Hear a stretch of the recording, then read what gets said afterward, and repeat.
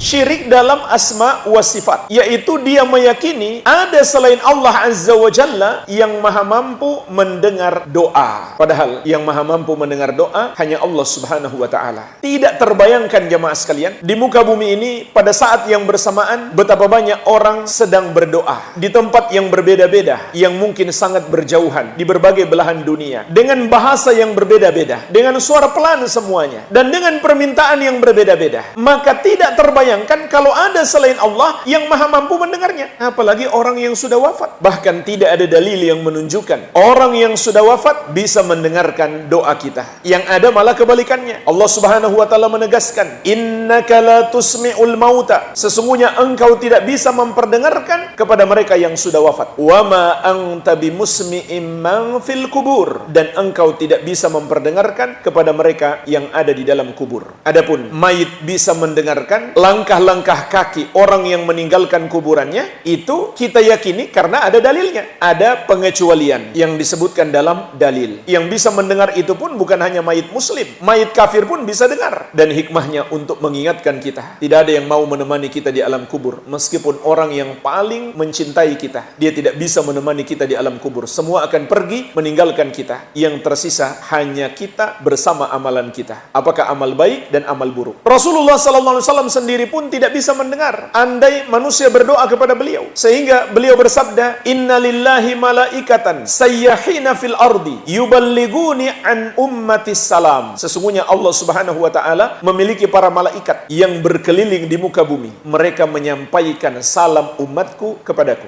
Jadi ada malaikat khusus yang Allah tugaskan untuk menyampaikan salawat dan salam kita kepada Nabi Muhammad sallallahu alaihi wa ala alihi wasallam. Jadi mayit nggak bisa mendengar. Meyakini mayit bisa mendengar doa-doa yang dipanjatkan kepada mereka, ini adalah akidah yang bid'ah, yang bertentangan dengan Al-Quran. Yang maha mendengar doa hanya Allah Subhanahu wa ta'ala. Di surat Ali Imran ayat ke-38, Allah Subhanahu wa ta'ala menyebutkan doa Nabi Zakaria alaihi salam, Rabbi habli min ladunka dzurriyyatan thayyibah innaka sami'ud du'a. Wahai Rabbku, berilah aku dari sisimu keturunan yang baik, anak yang baik. Sesungguhnya engkaulah sami'ud du'a, yang maha mendengar doa. Sehingga orang yang berdoa kepada selain Allah, itu sama saja dia meyakini ada selain Allah yang maha mendengar doa. Lebih parah lagi, sudah jelas-jelas patung yang mereka buat sendiri, lalu mereka berdoa kepadanya. Ini tentu sangat jelas adalah suatu kebodohan. Tapi masih banyak yang melakukan hal tersebut, bahkan miliaran manusia di bumi saat ini yang berdoa kepada selain Allah Subhanahu wa ta'ala. Kebodohan terbesar, tapi masih dilakukan oleh banyak orang. Begitulah, kalau manusia tidak terbimbing dengan wahyu, maka dia akan menjadi makhluk yang paling bodoh.